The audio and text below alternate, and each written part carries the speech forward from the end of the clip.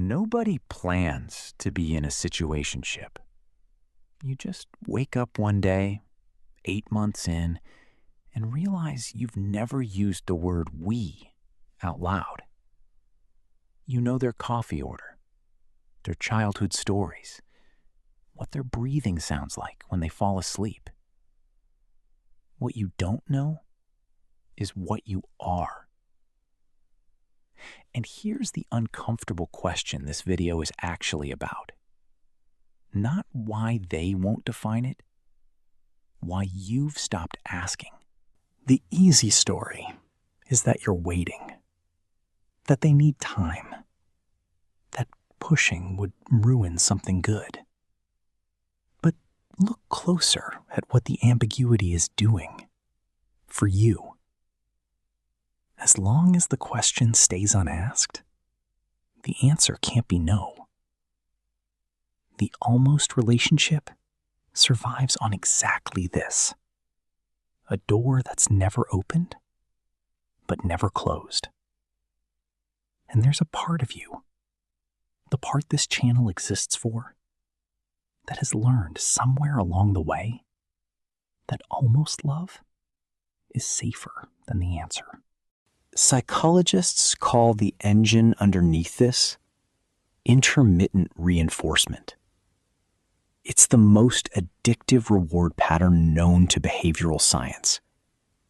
Not constant affection, not constant absence, but the unpredictable switch between them. The warm week, then the distant one. The 2 a.m. depth, then the 3-day silence. Your nervous system doesn't read that inconsistency as a warning. It reads it as a puzzle to solve. And every time the warmth comes back, it doesn't feel like inconsistency. It feels like winning. That's not weakness. That's wiring. The same mechanism that keeps a hand on a slot machine keeps a heart in an almost relationship. Here's the reframe. The situationship isn't a relationship that hasn't defined itself yet. It's a relationship that has. The definition is the ambiguity. Someone is getting closeness without commitment, and someone is paying for it with waiting.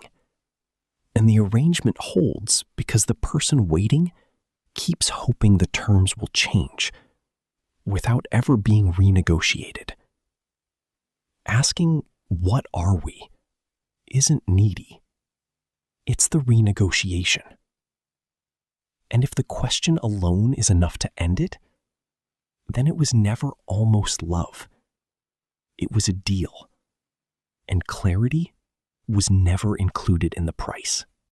Leaving an almost relationship is harder than leaving a real one. And there's a reason. There's no wreckage to point to. Nothing officially began, so nothing officially ends. You don't get the breakup, the closure, the story that makes sense to your friends. You just get the quiet understanding that you were the only one building something. So, you don't leave when you stop loving them. You leave when you start loving yourself enough to stop accepting maybe as an answer. If this is you, you were never foolish for staying. You were running a pattern that rewards hope.